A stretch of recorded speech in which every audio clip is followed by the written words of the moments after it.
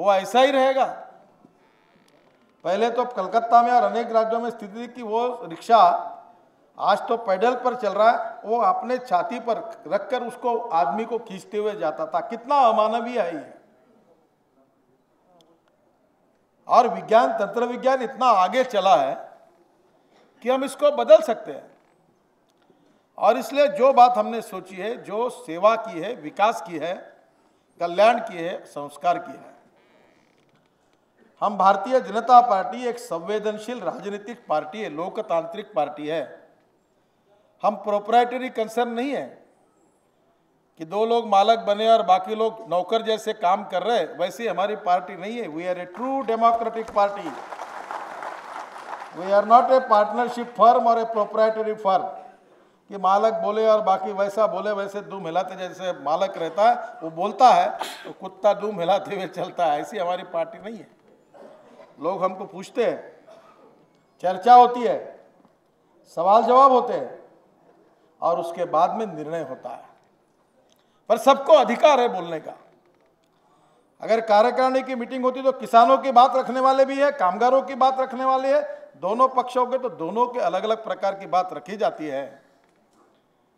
क्योंकि हम लोगों के, जनता के कल्याण के लिए, कल्याणकारी राज्य में लोकतांत्रिक मार्ग से सामाजिक आर्थिक परिवर्तन का मिशन लेकर और अंत्योदय का विचार प्रेरणा स्रोत मानकर काम करने वाले कार्यकर्ताओं की टीम है। और ये जो हमारी संवेदनशीलता है, ये हमें हमारे विचारों से, हमारे संस्कारों से मिली हुई है। और इसलिए मैं कोई नई बात नहीं कह रहा, और मैं आपको पहले ही साफ रूप से बता देना चाहता हूं कि कोई हम एकदम नया कर रहे, ऐसा नहीं। पंडित दीनदयाल उपाध्याय जी ने जो बात कही, उसी बात को लेकर हम आगे जा रहे हैं। आपको, अनेक लोगों को शायद पता नहीं होगा, महाराष्ट्र में हमने इस प्रकार की स्थापना की थी। मैं उसका अध्यक्ष हूं। और आपको अभी भी आश्चर्य होगा कि मैं 50,000 तक कामगार यूनियन का आज भी अध्यक्ष हूं। कल मैं नागपुर में था 15 दिन पहले, तो एक बहुत बड़ी फैक्ट्री थी, वो देशपांडे जी बैठे यहाँ, मालक दिल्ली के हैं, और करीब 6,000 कामगार करते। अगर नहीं हुआ, स्ट्राइक हुआ, वहाँ नुकसान हुआ, मैंने मालिक और कामगारों को बुलाकर उनका करार करके झगड़ा समाप्त किया और दोनों के बीच में से मार्ग निकाला। सनफ्लैग करके बड़ा इंडस्ट्रियल ग्रुप। तो मैं आज भी करीब 50,000 कामगार ऐसे यूनियन के जो है उसका मैं अध्यक्ष हूँ। और हम केवल ट्रेड यूनियन, आजकल वो भी हो गया, नेता इन्हें दलाली का काम करने लगे। इन्हें ट्रेड यूनियन का नाम करके मालक के साथ पैसे निकालना और ये सफारी पहनकर और सूट पहनकर घूमना, ये नया नेताओं का कल्चर तैयार हुआ, वो हमें अपेक्षित नहीं है। मैंने हमारे कामगारों को कहा कि जो नेता उसके वर्किंग आवर में ईमानदारी से काम नहीं करेगा अपने इंडस्ट्री में, उसको यूनियन का पदाधिकारी मत बनाओ।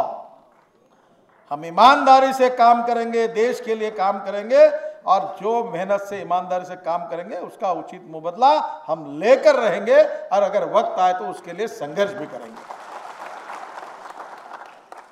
तो मुझे लगता है कि हम लोगों को इस क्षेत्र में जो कुछ काम करना है, उसमें सेवा का भी काम करना है।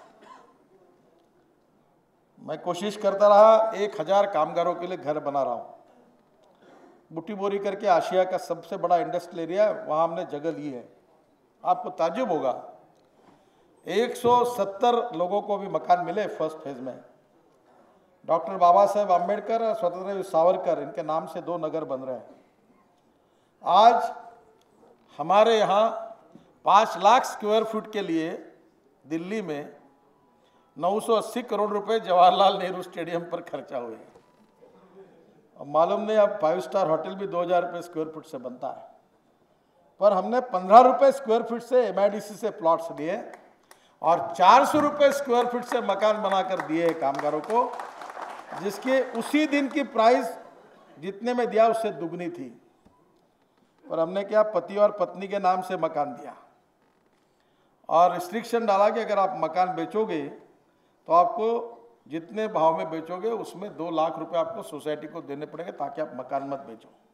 उनकी हाउसिंग सोसाइटी बनाई और आज 170 मकान जो बने, उसकी कॉस्ट ऑफ कंस्ट्रक्शन मेरा दावा है, आप में से कोई बिल्डर हो गए तो अनेक मुझे बोलते कि वो तो हो ही नहीं सकता, तो बोला आंखों से आओ देखने के लिए।